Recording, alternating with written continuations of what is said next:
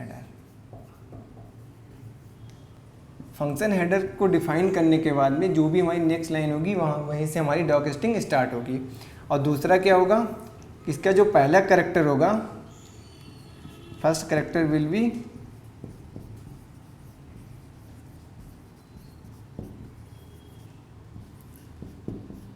Capital.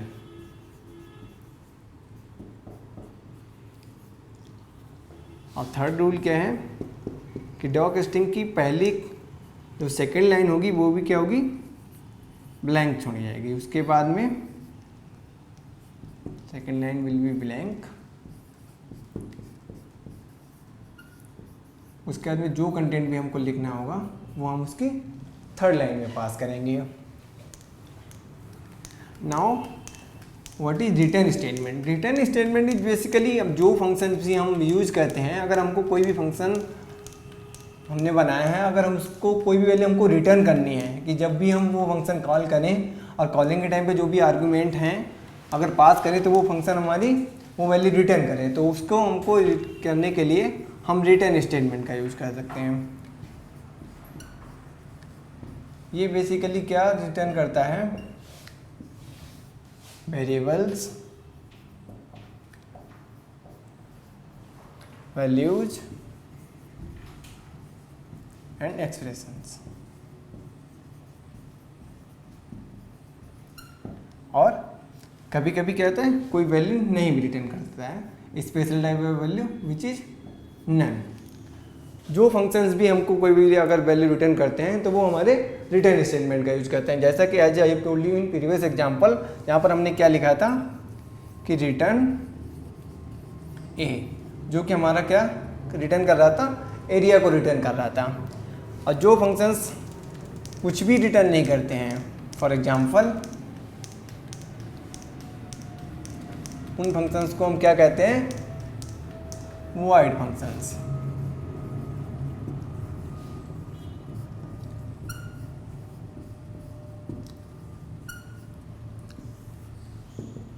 which does not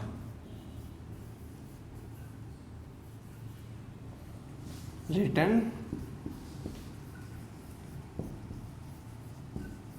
any value।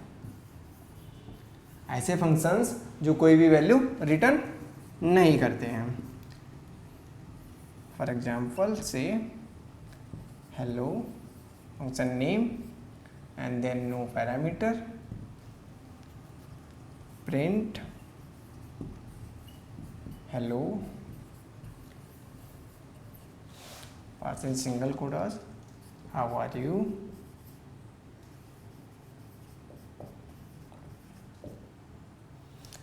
So basically when we call these functions like hello,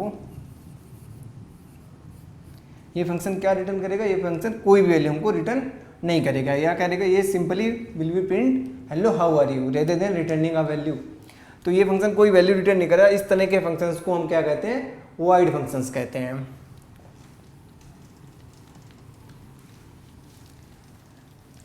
जैसा कि हमने previous example में आपको बताया कि अगर कोई फंक्शन हमने बनाया है जिसमें हम फंक्शन को एरिया कैलकुलेट कर रहे हैं, जैसे डिफाइन एरिया एंड एक आर्गुमेंट पास कर रहे हैं रेडियस, और उसके बाद में हम यहाँ पर कैलकुलेट कर रहे हैं इसका एरिया रेडियस मल्टीप्लाइड बाई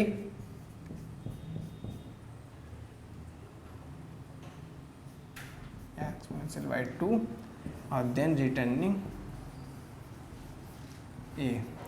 तो हम इन दोनों स्टेटमेंट को as in a single statement लिख सकते हैं। Rather than writing these two statement we can write it into single statement like return radius to 2। So these were the user defined functions। अब आपको ये पता चल गया कि कैसे हम यूजर डिफाइन कैसे फंक्शंस को डिक्लेयर करते हैं, कैसे उनको कॉल करते हैं, कैसे हम आर्गुमेंट पास करते हैं, कैसे हम जो कौन से वॉइड फंक्शंस होते हैं जिसमें हम आर्गुमेंट पास नहीं करते हैं, और कौन से फंक्शंस ऐसे होते हैं जो कोई भी वैल्यू रिटर्न नहीं करते हैं, और अगर कोई फंक्शन हमको वैल्यू रिटर्न कर रहा है तो उसको हम कैसे रिटर्न करेंगे। उसके बाद में आता है नेक्स्ट टॉपिक इज पैरामीटर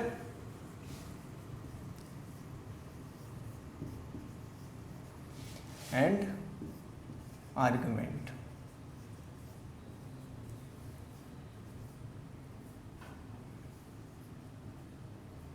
जैसा कि मैंने आपको बताया कि जब हम कोई function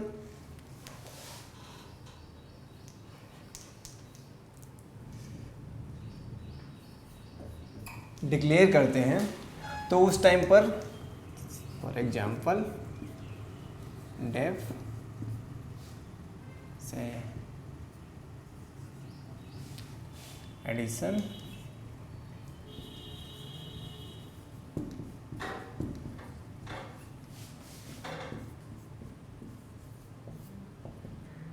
so these are basically the parameter.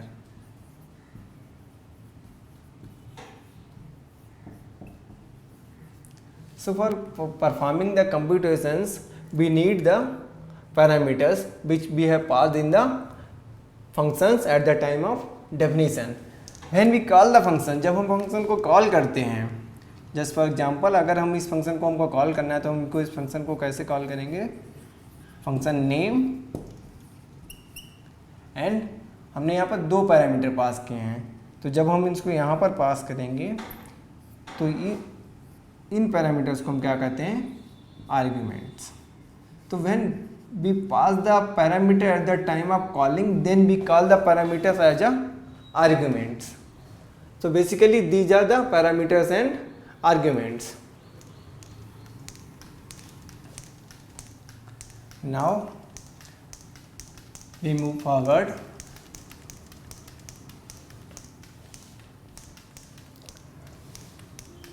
Now we come scope of variable.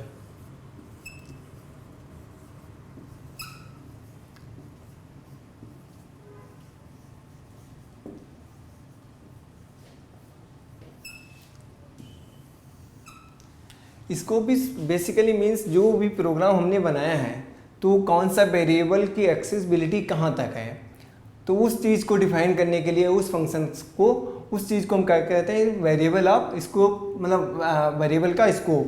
For example just suppose we have write a program import math and variable is 50 and define add x y c is equal to x plus y and then return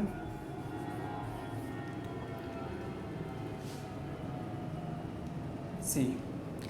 तो जो ये variable हमने यहाँ पर x define किया है, ये हमने कहाँ पे डिफाइन किया है, just after the importing the module.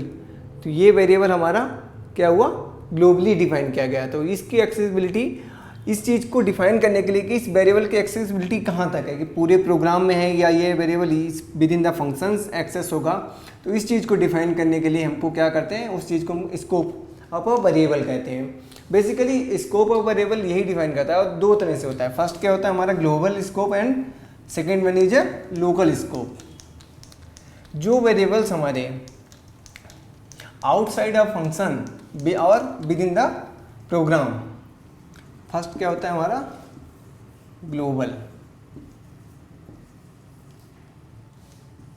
Global scope. For example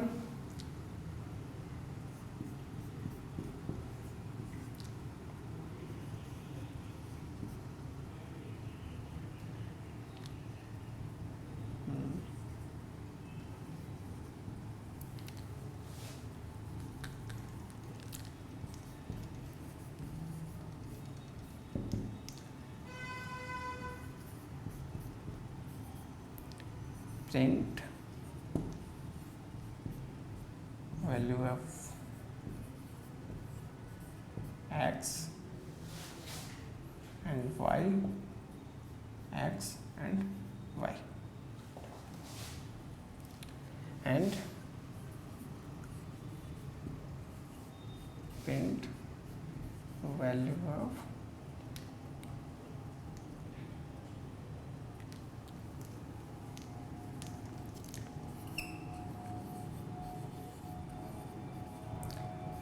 x।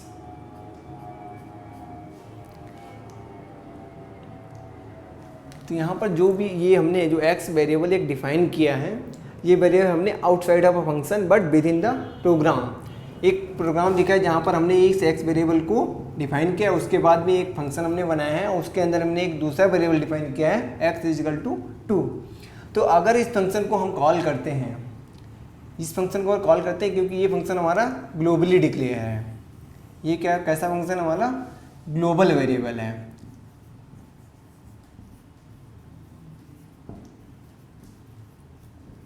और ये क्या है हमारा लोकल वेरिएबल है, क्योंकि ये हमारा function with in the function, ये वेरिएबल जो है हमारा एक with in the function define किया गया है। तो इसका स्कोप हमारा क्या रहेगा, बस इसी फंक्शन के डेफिनेशन के अंदर रहेगा। इसके बाद अगर हम इसको एक्सेस करेंगे, जस्ट फॉर एग्जांपल अगर हम यहाँ पर x के साथ साथ अगर हम यहाँ पर y को भी एक्सेस करते हैं, प्रिंट करने की कोशिश करते हैं, तो ये क्या करेगा, interpreted will give a error. यहाँ पर एक हमको एरर मिलेगी दैट कि y is not accessible outside of scope. यहाँ पर हम y को एक्सेस उसके स्कोप के बाहर एक्सेस नहीं कर सकते हैं, क्योंकि ये लोकल वेरिएबल है। तो ये हो गया हमारा ग्लोबल वेरिएबल, ये हो गया हमारा लोकल वेरिएबल। और अगर हम यहाँ पर जब इसको प्रिंट करेंगे तो यहाँ पर ये क्या प्रिंट करेगा, यहाँ पर तो प्रिंट करेगा x की वैल्यू 50 एंड y की 2। बट अगर यहाँ पर अगर हमको y अगर प्रिंट करेंगे तो ये क्या करेगा, यहाँ पर एरर देगा। अगर only print x then it will be give value 50, क्योंकि यहाँ पर ये पूरे प्रोग्राम में access global variable accessibility in whole program. Global variable की एक्सेसिबिलिटी क्या होती है, एक्सेसिबिलिटी इन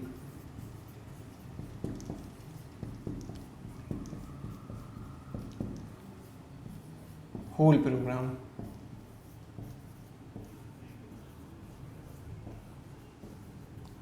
पूरे प्रोग्राम में हम इसको कहीं पर भी एक्सेस कर सकते हैं। और दूसरा क्या होता है कि अगर हम ग्लोबल वेरिएबल में कहीं पर भी कोई चेंज करते हैं तो ये चेंज जो है पूरे प्रोग्राम में रिफ्लेक्ट करता है। फॉर एग्जांपल जैसे suppose we have declare an global variable x, then after we define a function, और हमने यहाँ पर क्या किया, 10 का एडिशन कर दिया। Then we will print the value of x, print value of x, we will pass it to single quotes value of x, and now outside of a function the value of x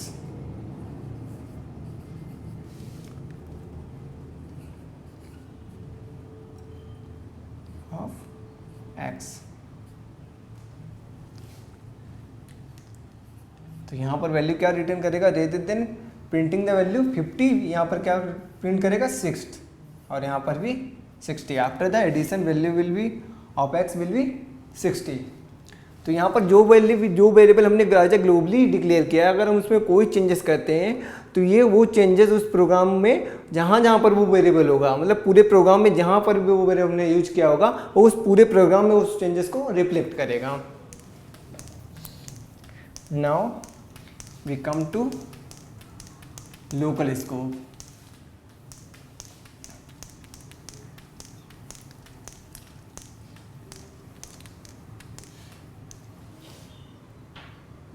second is local.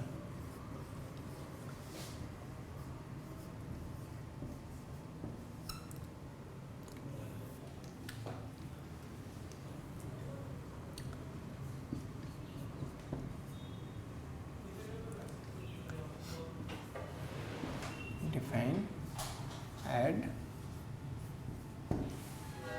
and then x will be 20, suppose y will be 5. If we print it, the values of x and y, values of x and y, x and y, then outside of a function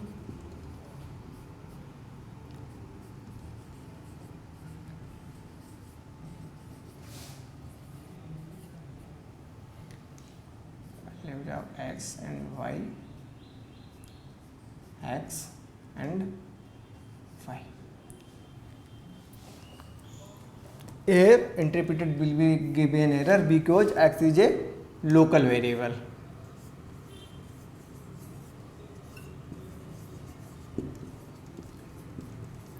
और यहाँ पर interpreted एक error देगा क्योंकि यहाँ पर हम variable y की वैल्यू को एक्सेस नहीं कर सकते हैं.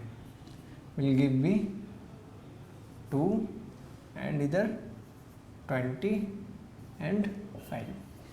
तो हमको यहाँ पर क्या, हमने जो वैल्यू लोकल है, सबसे पहले जो हमारा इंटरप्रेटेड होता है वो लोकल वेरिएबल को एक्सेस करता है, ना कि ग्लोबल वेरिएबल. यहाँ पर हमने जबकि x की वैल्यू 50 डिफाइन कर रखी है, लेकिन जब हमने इसको प्रिंट किया यहाँ पर तो इसने x की वैल्यू क्या यहाँ पर प्रिंट की 20 और यहाँ पर भी 20 outside of a function. Function के बाहर भी अगर हमने x की वैल्यू को प्रिंट किया तो इसने क्या, कौन सी वैल्यू प्रिंट की, x की 20.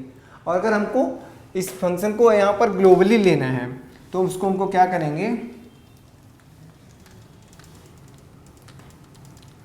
ग्लोबल अगर हमको इसको बनाना है तो हम इसके फंक्शन के नाम के ग्लोबल लिख देंगे.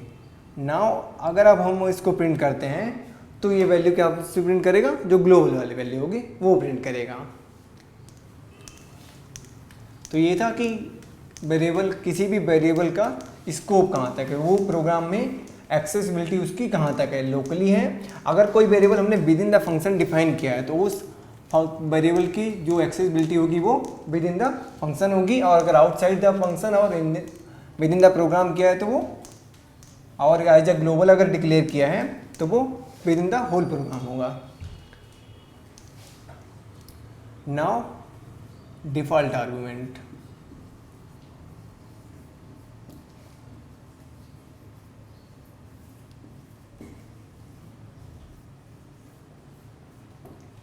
अभी तक हमने क्या देखा था, जो फंक्शंस भी हमने डिफाइन किए थे, उनको हेडर में हमने कोई वैल्यू पास नहीं थी. हम at the time of calling जो भी आर्गुमेंट हमने लिए हैं वो वैल्यू हम पास कर रहे थे eight the time of calling.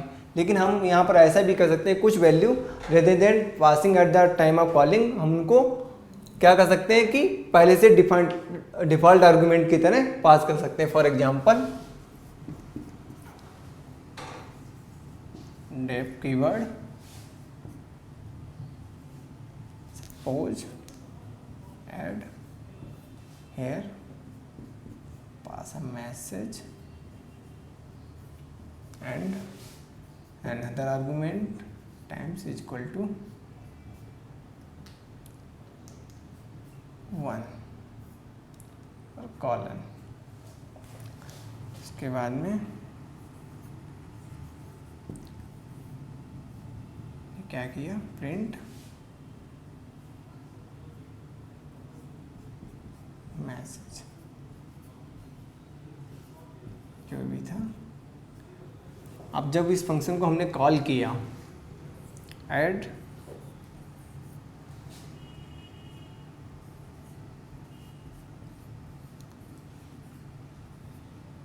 Welcome, ये क्या हुई फंक्शन की कॉलिंग.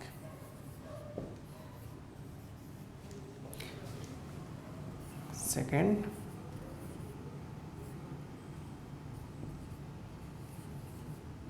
हेलो, और यहाँ पर हमने क्या किया, सेकेंड आर्गुमेंट भी पास कर दिया.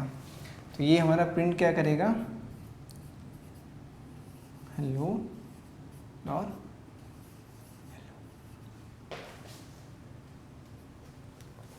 यहाँ पर क्या क्या एक हमने फंक्शन डिफाइन किया है, यहाँ पर डेफ एक कीवर्ड है, फंक्शन नेम हो गया। यहाँ पर दो आर्गुमेंट हमने लिए हैं, पहला आर्गुमेंट है मैसेज और सेकंड आर्गुमेंट है टाइम्स।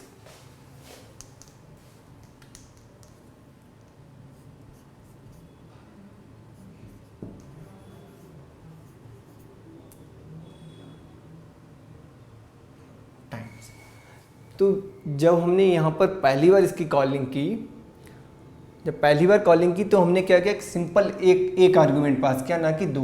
तो फर्स्ट आर्गुमेंट में इसने क्या किया, यहाँ पर जैसे हमने किया कि मैसेज इनटू टाइम्स, मतलब जो भी मैसेज हो वो जितना हमने यहाँ पर टाइम्स दे रखा है उतने टाइम्स हमको प्रिंट हो जाए। तो यहाँ पर हमने क्या किया कि बाई डिफ़ॉल्ट हमने argument times is equal to दे रखा है 1, कि ये इसका मीन्स ये हुआ कि यहाँ पर जो मैसेज भी हमने दिया है वो बाई डिफ़ॉल्ट आर्गुमेंट वैल्यू 1 है, तो ये सिंपल 1 टाइम पास हुआ। और जब हमने सेकेंड टाइम इस फंक्शन की कॉलिंग की है तो हमने यहाँ पर rather than giving the one argument we have pass the both of argument. For example here message this is the पहला आर्गुमेंट ये हो गया और दूसरा नंबर ऑफ टाइम्स यहाँ इज इक्वल टू 2। तो यहाँ पर ये क्या करेगा, जो मैसेज भी हमने पास लिया है ये उसको जितने नंबर ऑफ टाइम्स हमने यहाँ पर पास किया, सपोज यहाँ पर हमने 2 पास किया तो यहाँ पर 2 बार उसको प्रिंट कर देगा। तो ये होता है बेसिकली डिफ़ॉल्ट आर्गुमेंट। तो हम ना कि ऐसा ज़रूरी नहीं कि जो भी हमने आर्गुमेंट लिए हैं उनको वो सारे आर्गुमेंट हम at the time of calling ही पास करें। हम कुछ पैरामीटर ऐसे भी ले सकते हैं जिनकी वैल्यू हम एज अ डिफ़ॉल्ट पास कर सकते हैं और ना कि rather than eight the time of calling. कभी कभी ऐसा होता है कि हम कुछ वैल्यूज लेते हैं, नंबर ऑफ पैरामीटर्स लिए मैंने बहुत सारे पैरामीटर्स लेकिन हम at the time of calling सब पास नहीं करना चाहते हैं, उनमें से कुछ को पास करना चाहते हैं और कुछ को नहीं। तो वो आर्गुमेंट क्या कहलाते हैं, हमारे कीवर्ड आर्गुमेंट।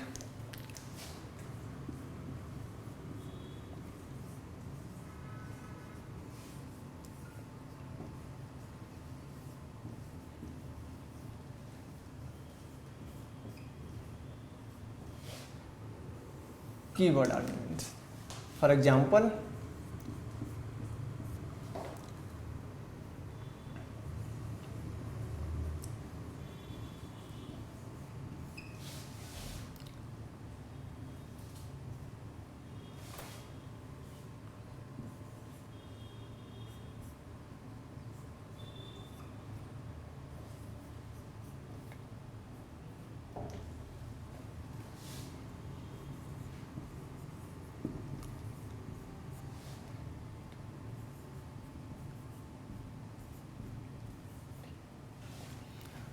जैसे कि हमने यहाँ पर 4 आर्गुमेंट लिए हैं, अगर हम चाहते हैं कि eight the time of calling हम ओनली 2 को डिफाइन करना चाहते हैं और बाकी को नहीं, तो इस तरह के आर्गुमेंट को हम क्या करते हैं, कीवर्ड आर्गुमेंट, जहाँ पर हम बहुत सारे argument at the time of defining लेते हैं but at the time of calling we have passed only some of the arguments rather than the passing the as number of arguments as we have declare at the time of function declaring.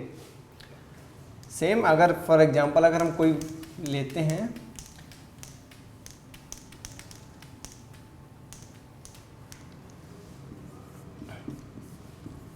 dev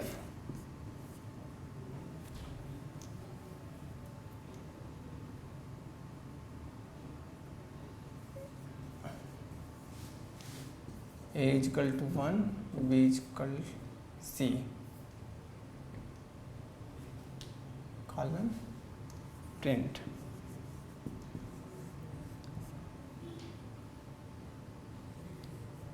ए अगर हम इस function को call करते हैं print ए कामा B comma सी, suppose मैंने इस function को call किया add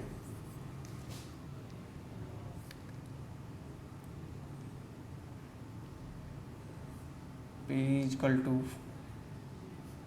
5, c is equal to 10, and in the second call if first 5, b is equal to 20 and c is equal to 10। तो यहाँ पर फर्स्ट आर्गुमेंट में हमने क्या किया, यहाँ पर ये क्या वैल्यू रिटर्न करेगा, ए की 1, बी की 5 और सी की 10। यहाँ पर ये ए की वैल्यू जो डिफ़ॉल्ट वैल्यू हमने पास की है सिर्फ वो वैल्यू रिटर्न कर रहा है, क्योंकि जैसा कि मैंने बताया कि कीवर्ड आर्गुमेंट में हम ये करते हैं कि जितने वैल्यू हमने eight the time of defining ले रखे हैं, यहाँ पर हमने 3 पैरामीटर्स ले रहे हैं, बट हम यहाँ पर केवल पास कितने कर रहे हैं, 2 पास कर रहे हैं। तो ये क्या करेगा, जो फर्स्ट वाला वेरिएबल है हमारा, जो फर्स्ट वाला पैरामीटर है, ये उसकी क्या करेगा, डिफ़ॉल्ट वैल्यू को यहाँ पर प्रिंट कर देगा, जो वैल्यू भी हमने डिफ़ॉल्ट ले रखी होगी। सिमिलर थिंग, अगर जो वैल्यू हमने डिफ़ॉल्ट ले रखी है अगर हम उसको चेंज भी करना चाहते हैं तो eight the time of calling, यहाँ पर जो हम कॉल कर रहे हैं उसको वहाँ पर हम उसको चेंज भी कर सकते हैं। ये क्या प्रिंट करेगा, 5, 20 एंड 10। तो ये होता है हमारा कीवर्ड आर्गुमेंट। कीवर्ड आर्गुमेंट के कुछ रूल्स हैं,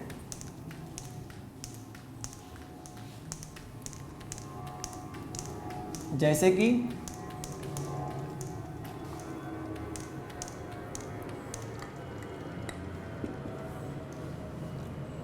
जितने भी नंबर ऑफ पैरामीटर्स हमने लिए हैं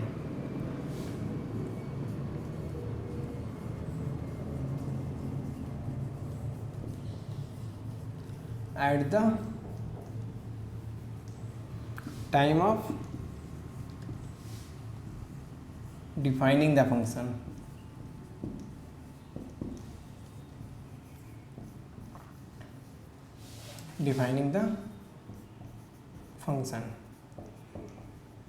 तो वही सेम उतने नंबर ऑफ पैरामीटर हमको at a time of calling of a function लेने पड़ेंगे, और जिस ऑर्डर में लिए हैं same order.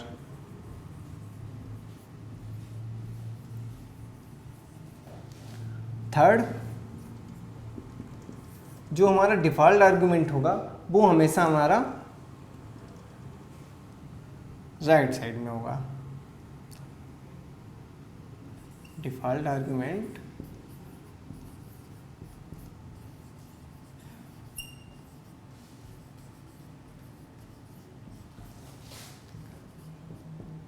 will be always at left.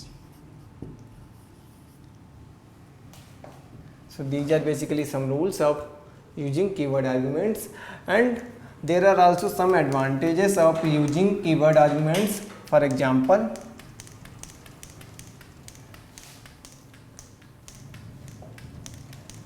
पहला फ़ायदा तो ये है कीवर्ड आर्गुमेंट यूज करने का, there is no need to remember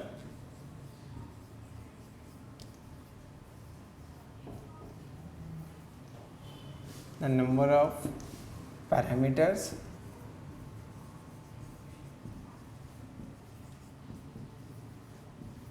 and the other one is we do not need